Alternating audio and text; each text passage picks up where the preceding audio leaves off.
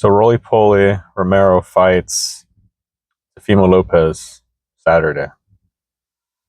Um, but before that, his dad gets interviewed, and I heard it went off the rails. I mean, a lot of people don't like that he trains Tefimo still because he's not a good trainer.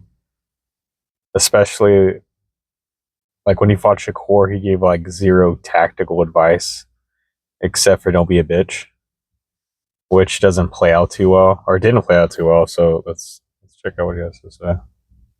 Good, doing amazing, working out, baby. You know what's up, baby. Showing out the guns. Hey man, this weekend, your son. I can't wait. We got the whole crowd out. Just right there, it's like all about him. Like he's like self-absorbed. Here.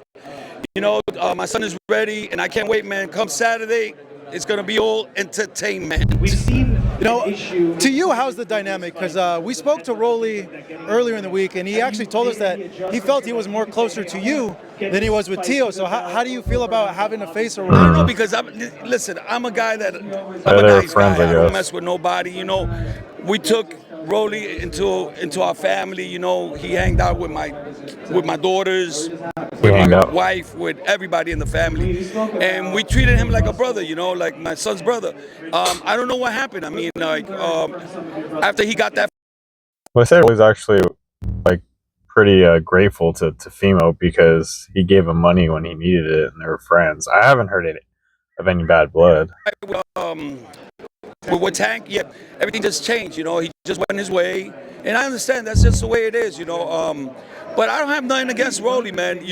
He's a guy that we gotta beat to get what we want, to become undisputed, and that's the road we take it right now. Is there mixed feelings on your end going into this fight because of that? Not at all. The only thing is that I know that my son is gonna dominate this fight, and I can't wait, man. I can't wait for them to raise my son's hand. And at the end of the day, the only people that matter now is the fans, and I want my son to come back and do what he does best, and that's entertain. In terms of the camp, how was that in comparison to the Shakur Stevenson camp, this one? We did a lot of track this time. My son is the type of guy, the type of fighter that when he feels strong and healthy and mentally right, the track helps him a lot because, especially the sprinting, he becomes more like an. What does that have to do with boxing? So is he a sprinter or is he a boxer? What's track gonna do for him? Like, yeah, explosiveness, but when he fought Shakur, it had nothing to do with him losing stamina. He was getting fucking jabbed to death. It was death by 1,000 jabs. Animal, he becomes more like a cat, you know what I'm saying? That twitchy punches that he throws and stuff like that comes out of the track. This camp was really an amazing camp. I mean, we had a great camp with the Shakur camp. It's just at the end, something happened, you know what I'm saying? But shit like that happens all the time. Something happened, you didn't give any advice. You can have a bad day, but in the game of boxing, that's very hard to do. I mean, you couldn't get inside. If you lose, you know what I'm saying, it's really bad. It's not like basketball, football, or soccer. But I know for a fact that now I'm 100% on top of my son. We are 100%. I mean, that was the best thing that could have happened to us. Losing sometimes is the best thing that can happen. And I can't wait, man, because from now on, we're just going to keep on winning. The takeover, you're taking over your kid's career, basically. Where it seemed like there was still a little bit of tension. But that was fresh. That was fresh. That was about, what, a month ago and a month and a half ago? Yeah, we was just coming back. He lives here in Vegas. I live in Florida. So we had a little bit of a misunderstanding with each other. But that really doesn't matter because at the end of the day, we're going to ride till we die. Me and my son. So no more tension, no more resentment. Not at all. If you saw him with me today,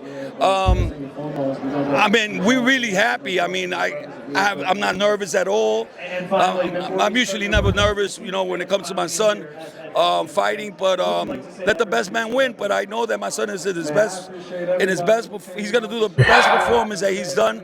You sound confident. Great performance with Loma. Great performance with Josh Taylor. That's all you're living on. And he's going to do a great performance with Rolly. This is the type of fighter that's going to bring the fight to my son. And this is the type of fight that I like. I'm sure you've heard of the criticism of you being in the corner. Oh, yeah. know what? They could go fuck themselves because at the end of the day, my son is never gonna leave me. Why See? would he get rid of me for one bad fight when I have gotten him? Well, we both have gotten to the No. top with God. Listen. His dad got him there, but his dad should bow out gracefully and say, "Son, I took you this far. I think it'll help for you to get another trainer that'll take you to the next level." Instead, he's a fame whore. He's riding to Fimo's. He's living like he's living through his son. And it wasn't just like the corner. You didn't give it any advice. What are you talking about? You didn't say shit. It was embarrassing. You know, why stop now? You know what I'm saying? That's the mistake a lot of fighters make. You know, they have one loss or two losses and they change trainers. That's the mistake. You're gonna see me on Saturday. I'm really focused. I know what I gotta do. I know what my son gotta do. You're gonna see me like you're supposed to perform for the fans. I believe in myself, and my son is gonna be fighter of the year again. This is a dream that we started since he was a little kid. You know what I'm saying? Your I'm dream. not gonna let it go for nothing in this world because God is with us, and He has a purpose for that. You mentioned some things were wrong in the last camp. What was wrong? No, there was nothing wrong in the last camp. It was at the end. I mean, my son was good until like Thursday. Yeah. It was that time that I overslept and I couldn't make it to the press conference. But I don't want to talk about that anymore because we're changing that.